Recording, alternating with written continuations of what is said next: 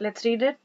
Number of p-pi bonds present in SO3 molecule is. Let's draw the structure of SO3.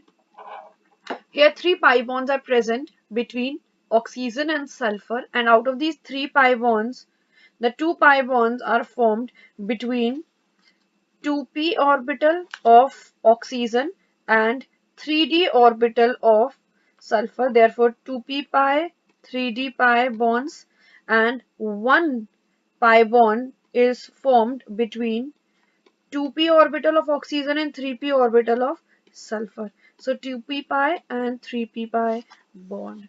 Therefore, one p pi bond is present in SO3 molecule. So the correct answer is option number 2. Moving to next, which is question number 77. Let's read it. The number of sigma and pi bonds present in following molecule respectively are. So students, first of all, we'll be drawing the structure in detail to calculate number of sigma and pi bonds. Student, here is the structure of the given compound in detail. I have also marked which is a sigma bond and which is a pi bond. So you can easily calculate number of sigma bonds and number of pi bonds. I have already calculated number of sigma bonds is equals to 15 and number of pi bonds is equals to 9. So it is very clear that the correct answer for this question is option number 4. Moving to next question, students, which is question number 78. Let's read it. Molecule of maximum dipole moment is. Let's consider this question, students. First of all, let's consider SiCl4. SiCl4 is a non-polar molecule. The dipole moment is 0. The shape is tetrahedral. All the bond dipoles cancel out each other. Then we are left with NF3 and NH3 and H2O. So let's compare between NF3 and NH3. In case of NH3,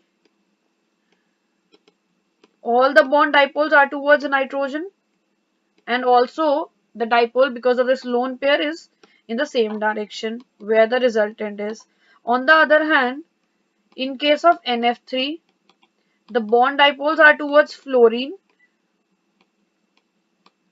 and the dipole moment, because of the lone pair, is in the opposite direction than the resultant one. From the resultant, as a result, the dipole moment of NH3 is more than that of NF3. Now we have to compare between the dipole moment of NH3 and the dipole moment of H2O. Now student, let's consider H2O. There are two lone pairs and two bond pairs. Dipole moment, because of lone pairs, is in the same direction that of resultant. And since oxygen is more electronegative than nitrogen, so it is very clear that the dipole moment of water is even more than that of the dipole moment of NH3. So it is very clear that the maximum dipole moment among the given molecules is of water molecule H2O. I'm also writing the data, just you can learn this. So the dipole moment of water is 1.85 D. Dipole moment of NH3 is 1.47 D. The dipole moment of NF3 is 0.23 D, and the dipole moment of SiCl4 is 0. So the correct answer is option number 1. Going to next question, students, which is question number 79. Let's read the question.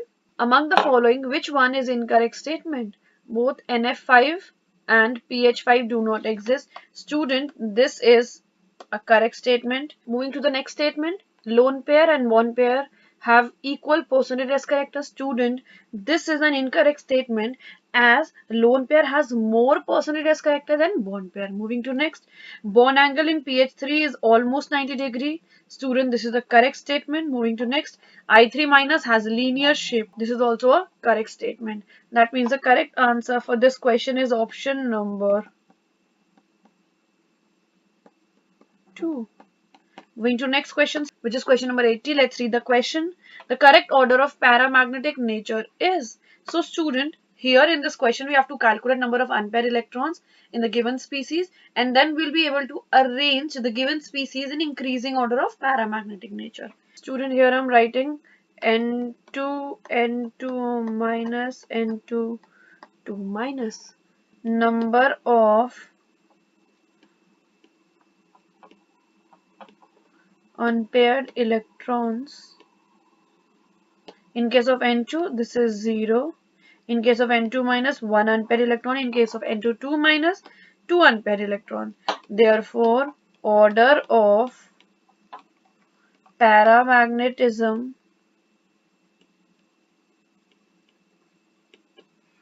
is equals to N2 2 minus followed by N2 minus further followed by N2. That means the correct order is represented in option number 2.